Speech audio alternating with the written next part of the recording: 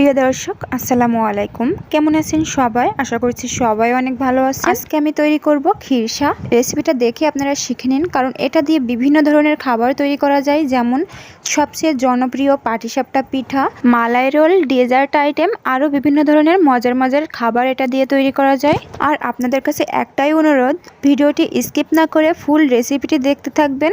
তা চলুন রেসিপিটি দেখে নেওয়া যাক। প্রথমে চুলাতে আমি একটা প্যান বসিয়ে দিয়েছি, এর ভিতরে 2 টেবিল চামচ চিনি দিয়েছি আর সামান্য একটু পানি দিয়ে আমি ক্যারামেল তৈরি করে নিব। ক্যারামেলটা কিন্তু বেশি গাঢ় লাল করব না, হালকা লাল হয়ে আসলেই আমি দিয়ে দিব 1/2 কেজি গরুর দুধ। এটা দিয়ে একটু নেড়ে চেড়ে তারপর আমি দিয়ে দিব 1 টেবিল চামচ গুঁড়া দুধ। এটা দিয়ে আরও একটু নেড়ে চেড়ে নিব, নইলে কিন্তু দুধটা দলা পেকে যেতে পারে।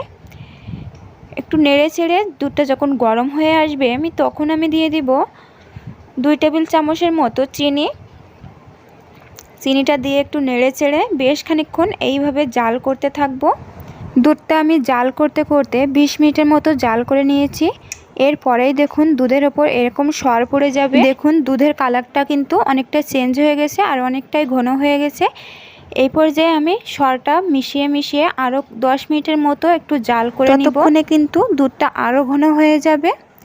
দেখুন 10 মিনিট জাল করার পরে দুধটা অনেকটা ঘন হয়ে গেছে। এই পর্যায়ে আমি দিয়ে দিব সামান্য একটু পানিতে 1 চামচের মতো চালের গুঁড়া গুলে তারপরে আমি দুধের ভিতর দিয়ে দিব। দিয়ে অনবরত নাড়তে থাকবো, নইলে কিন্তু চালের গুঁড়াটা সেদ্ধ হয়ে দলা পেকে যেতে পারে।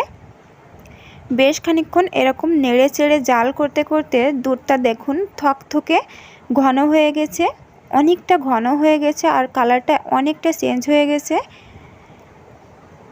আমি দেখিয়ে দিচ্ছি কীরকম ঘন হলেই নামিয়ে নিতে হবে। দেখুন এরকম ঘন হয়ে গেলে তারপরে খিরসাটা একদমই কমপ্লিট হয়ে যাবে। এই পর্যায়ে খিরসাটা আপনারা নামিয়ে নর্মাল ফ্রিজে আধা ঘন্টার মতো রেখে তারপরে সার্ভ করতে পারেন। খিরসাটা আমি নর্মাল ফ্রিজে আধা ঘন্টা রেখে তারপরে আপনাদেরকে দেখাচ্ছি। দেখুন খিরসাটার কালারটা কতটা সুন্দর হয়েছে আর কতটা ঘন হয়েছে। আমার মনে হয় এরকমটাই পারফেক্ট হবে, এরকম ঘনটাই আমার মনে হয় একদমই পারফেক্ট খিরসা হবে। রেসিপিটি ভালো লাগলে সবাই একবার ট্রাই করে দেখতে পারেন। রেসিপিটি ভালো লাগলে সবাই লাইক কমেন্ট শেয়ার করে দেবেন আর আমার চ্যানেলটিকে সাবস্ক্রাইব করে পাশে থাকবেন। আর ভিডিওটি যারা ফেসবুক থেকে দেখছেন এরকম নতুন নতুন রেসিপি দেখার জন্য আমার ফেসবুক পেজটিতে একটা ফলো দিয়ে রাখবেন। আজ এই পর্যন্তই শেষ করছি। আল্লাহ হাফেজ।